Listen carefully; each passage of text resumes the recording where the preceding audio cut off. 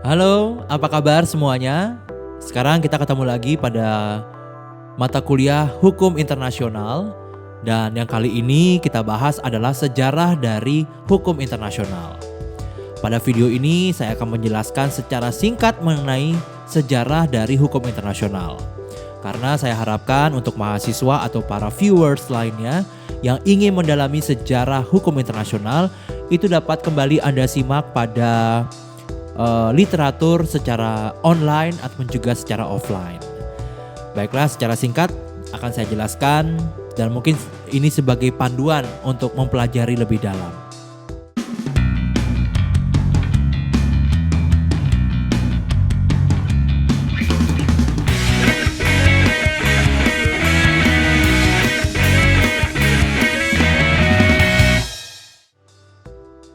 Kita mulai ya. Secara garis besar yang saya tunjukkan dalam timeline ini dapat dibagi menjadi 5 periode dalam sejarah hukum internasional. Ini berdasarkan dari peristiwa-peristiwa bersejarah. Pertama, perdamaian Westphalia tahun 1648. Kedua, berakhirnya Perang Dingin tahun 1918.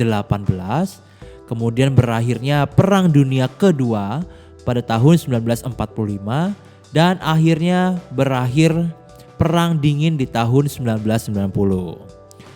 Jadi saya akan mulai dengan periode yang pertama. Penandatanganan perjanjian internasional dan hubungan diplomatik ini sudah ada sebelumnya. Tetapi perdamaian Westphalia telah mengakhiri perang yang terjadi selama 30 tahun. Perang ini adalah perang saudara pertama yang bersifat religius antara Protestan dan Katolik Roma, kemudian tumbuh lebih besar lagi dan menjadi perebutan kekuasaan di Eropa. Sehingga perdamaian Westphalia dianggap sebagai awal dari sistem internasional modern. Ya, lebih tepatnya kita bisa sebutkan adalah serangkaian perjanjian damai. Nah, perang ini telah terjadi selama 30 tahun dan perang ini nanti berakhir merupakan akhir dari bentrokan agama. Jadi agama minoritas diperbolehkan dan toleransi beragama didirikan. Keseimbangan kekuatan baru di Eropa ini juga dibangun dan konsep kedaulatan negara diperkenalkan. Kemudian apakah konsep negara itu begitu kuat? Tentu saja. Karena ini adalah salah satu konsep sentral dalam hukum internasional. Jadi otoritas tertinggi pengambilan keputusan atas individu yang tinggal di wilayah tertentu. Dengan kata lain adalah hak untuk memerintah tanpa campur tangan pihak luar ini mengalahkan politik hukum agama atau yang lainnya.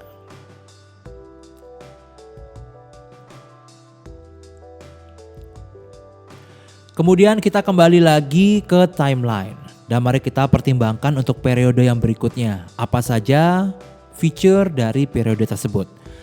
Pertama adalah keunggulan negara-negara Eropa yang didominasi berada di Eropa. Kemudian kolonialisme ini adalah fenomena ekonomi politik yang ditandai dengan negara-negara Eropa mendominasi negara-negara kecil di Asia dan Afrika. Jika saya gambarkan, dunia ini pada saat itu dipotong-potong seperti kue atau pizza ya. Kemudian yang ketiga adalah dominasi iman Kristen, sehingga hukum internasional juga didasarkan pada prinsip-prinsip Kristen. Tapi kemudian kita melangkah lagi ke dalam pembahasan yang jauh lebih dalam mengenai perang tersebut. Pada tahun 1917 di bulan Februari dan kemudian terjadi revolusi di bulan Oktobernya. Ini terjadi revolusi Oktober di Rusia dan rezim Tsar ini berasal dari Aura. Setahun kemudian akhir Perang Dunia Pertama menjadi titik balik dari sejarah hukum internasional. Tidak lama kemudian pengaruh dari Amerika Serikat meningkat dan Uni Soviet lahir sebagai badan hukum yang terpisah. Artinya negara-negara Eropa bukan lagi satu-satunya pemain kunci di kancah internasional. Pada tahun 1920, Liga Bangsa-Bangsa didirikan. Liga Bangsa-Bangsa ini adalah organisasi antar pemerintah dengan tujuan utama yaitu menjaga perdamaian dan keamanan internasional. Dokumen konstitutifnya adalah Covenant Liga Bangsa-Bangsa dan juga memiliki badan peradilan permanen pengadilan internasional. Dan mengapa itu dianggap begitu penting? Karena itu adalah perubahan mendasar dalam pemikiran hukum. Dan akhirnya ini dunia mengerti bahwa perang itu harus dicegah. Sengketa itu dapat diselesaikan dengan cara-cara yang lain selain menggunakan cara-cara yang menunjukkan kekuatan. Jadi bisa dengan cara negosiasi atau cara diplomatik lainnya. Semua hal ini menyebabkan terjadinya pergeseran dari model bilateral klasik menuju multilateralisme. Akan tetapi tidak lama setelah itu pada tahun 1939 terjadi perang yang lain. Sehingga komitmen untuk mencegah perang lain ini gagal dan begitu pula dengan Liga Bangsa. Amerika Serikat bukan anggota, jadi kredibilitas Liga itu dipertanyakan. Uni Soviet diusir. Beberapa negara lain ini menarik diri secara sukarela dan juga mereka itu ternyata memiliki masalah kelembagaan yang lainnya. Maka pada tahun 1945 didirikan organisasi lain yang disebut dengan Perserikatan Bangsa-Bangsa. Perserikatan Bangsa-Bangsa adalah organisasi antar pemerintah dan merupakan penerus dari Liga Bangsa-Bangsa. Perserikatan Bangsa-Bangsa atau PBB ini didirikan tepat setelah Perang Dunia Kedua karena telah ada kesepakatan yang jelas dan kuat bahwa penggunaan daripada kekuatan itu sama sekali tidak dapat diterima. PBB ini awalnya memiliki anggota 50 dan sekarang memiliki 193 negara yang menjadi anggota penuh dan 2 negara ini menjadi negara yang berstatus pengamat. PBB juga memiliki organ yudisial utama yaitu Mahkamah Internasional dengan putusan yang akan nanti saya bahas pada video yang berikutnya. Oke. Kemudian kira-kira di tahun 1947 Perang Dingin dimulai. Nah, ini adalah periode geopolitik yang kuat antara Amerika Serikat dan Uni Soviet. Sekitar waktu itu ada proses dekolonisasi dimulai. Bekas koloni memperoleh kemerdekaan. Oleh karena itu jumlah dari negara-negara semakin bertambah. Kira-kira di tahun 1950-an banyak organisasi internasional kemudian bermunculan yang baru-baru pada bermunculan. Contohnya seperti European Coal and Steel Community yang nantinya akan berubah menjadi Uni Eropa atau Council of Europe. Organisasi ini merupakan organisasi pemerintah sementara yang besar yang melindungi hak asasi manusia di Eropa. Pada akhir tahun 1980-an adalah periode ketidakstabilan politik yang tumbuh di Eropa Tengah dan Timur. Dan puncak itu adalah puncak dari ketidakstabilan. Puncak dari ketidakstabilan itu adalah pecahnya Uni Soviet sehingga Perang Dingin menjadi berakhir. Dan kita sekarang ini setelah Perang Dingin itu berakhir kita membahas pada periode yang terakhir.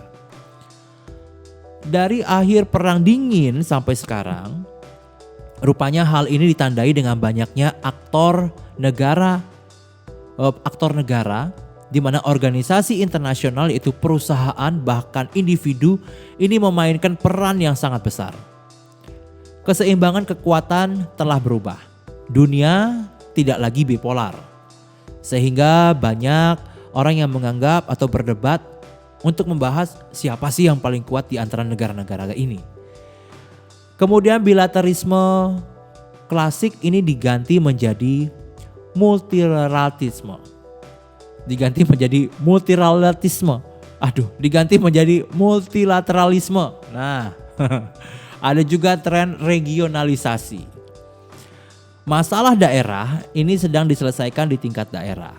Institusi dan organisasi yang dikirim yaitu mengingat adanya Brexit.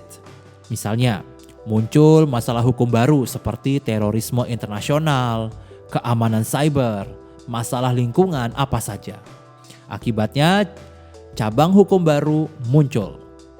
Hukum menjadi lebih terspesialisasi karena kita perlu beradaptasi dengan perkembangan baru ini. Baiklah, demikian secara singkat saya jelaskan mengenai sejarah daripada hukum internasional yang saya jelaskan mengenai melalui timeline. Jadi saya harapkan untuk para mahasiswa galilah kembali bagaimana mengenai sejarah ini terjadi secara internasional mengenai sebab munculnya daripada hukum internasional. Bisa Anda pelajari sekali lagi pada literatur-literatur yang ada, Anda gali, dan kemudian apabila Anda mempunyai komen mengenai sejarah ini, silahkan untuk berikan komentar Anda di bawah ini. Terima kasih atas perhatiannya. Jangan lupa untuk like, subscribe, dan juga share. Terima kasih, sampai berjumpa pada sesi yang berikutnya. Bye-bye.